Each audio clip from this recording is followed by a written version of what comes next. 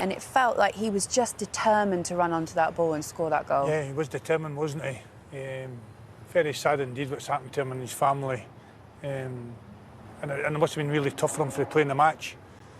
But he's managed to get the goal. And so, yeah, no, it must have been tough for him, really tough and emotional for him. That was in the 72nd minute. And then somehow Morocco found their way back in it. And it was Issa Diop in the end, Talbi with the assist for this one. Yeah, and I think it's very interesting because he's a centre-back, he's playing the ball and he keeps going. They had nothing to lose, of course, and it was the latest moment of the game, but it's very, very good how he keeps going, stays outside the box, and this is a fantastic assist from Talbi. He was very lively since he came on, and this ball just, it's impossible for the defenders to defend that, Duncan. It's a fantastic header, isn't it? Absolutely wonderful. What a great timing it was. And if they've got three centre-backs in there, don't pick them up, but it's a great delivery. Great delivery, and it's a fantastic header. And they deserved that. They deserved that. Yeah, they did. That's his first goal for Morocco, 29 years of age. He made his debut only in March as well, so this is only his 7th cap. That was also in the 91st minute, and then after that, it just felt like Morocco just took hold and they had the momentum. Yeah, I think they were trying to win. They were trying to win the whole game, and it looked like that even in the extra time. So it was a joy to watch them, the bravery, the possession, the quality they had, and I think it was well deserved at the end. Yes, we went through extra time, we went to penalties, and then we had a set of penalties where some of these players will be so disappointed. We'll start with Justin Kluivert, who hits the post here, Duncan.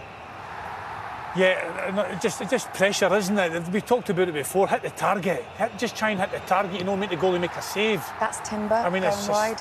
He's dragged it way wide, hasn't he? I mean, he needed Ronald taking the penalties, didn't he? Because he was fantastic at them. How about this run up for Somerville here? Yeah, that's the one that Bono actually thought and read the run, so he kind of knew that the ball was going to go there. He saved it with the left hand, but it's just a tough moment, It would have been a great penalty if the goalkeeper wasn't there. And then Saibari with the winning penalty here. Yeah, and I think it had to be him, right? He's been scoring in every single game in the group stage, and so he's celebrating, and they deserve it. I'm so happy for them. Now, we've been looking at the fan parks, and this is Casablanca, by the way. They are on the same time as the UK. So 5 o'clock in the morning it is back in the UK. If you're watching us, thank you very much for either staying up or getting up early. They are also doing the same. Some of those kids there, they're not going to make it into school tomorrow, I imagine. Look at them. They stayed up for the whole of the match, and extra time, and penalties. I'd have just been coming in at 5 o'clock in the morning. Maybe it's bank holiday tomorrow in Morocco. But listen, Morocco managed to make it all the way to semi-finals in Qatar, and they really made a statement for themselves. And I asked you guys before kick-off, have they improved since Qatar? What do we learn from this match now? Well, I think they have improved in terms of creativity.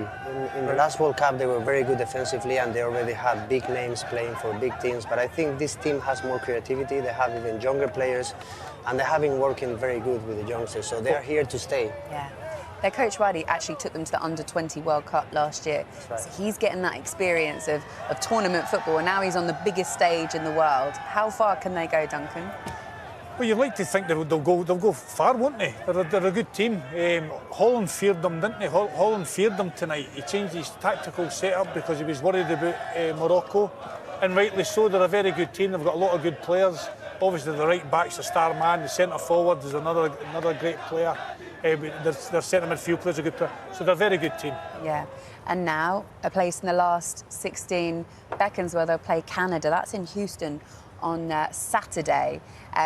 So look, we'll talk more about that, but you imagine, I said it earlier on, you imagine that on paper Canada are going to be the easier team. How do you think they will approach that easier team in comparison to the Netherlands, perhaps? Yeah, well, on paper they should win because of the ranking and because of the way they have been playing, but you know that we're in the World Cup and there are surprises everywhere. Canada also one of the hosting nations, so it's going to be tough. They're going to be hard and tired after this game, but I think if everything goes normal, Morocco should go through. Same again for Morocco, isn't it? Same again. Yeah. Right, after the break, we're going to discuss some of the other games that we saw today.